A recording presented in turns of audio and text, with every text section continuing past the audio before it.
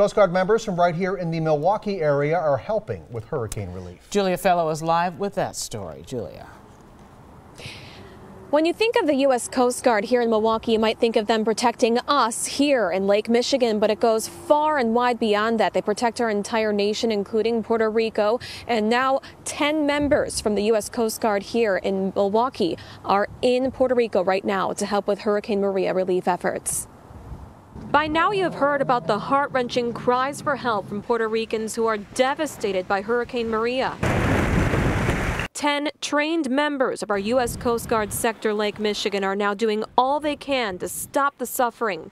One of the Milwaukee response officers deployed was born and raised in Puerto Rico and still has family there who are affected. It just goes to show how here, even in Milwaukee, we're interested in everybody in the nation, taking care of everyone. This is not the only call they've answered. 43 went to Harvey relief efforts using this 22-foot special airboat. The flat platform on the top as well makes it more accessible to getting people on, carrying people out. This boat and their U.S. Coast Guard helicopter helped rescue 5,000 Texans in the first 12 days. They also checked on water pollution there. Anything that was floating that might pose a hazardous substance, that was part of our response. 19 members also went down to Florida to help with Hurricane Irma. And now this, more devastation and more of our Coast Guard needed. Including our own sector deputy, who's the #2 person in charge here. They are tasked with a similar response in Puerto Rico, this time not bringing any boats. What exactly they'll encounter won't be known until they return.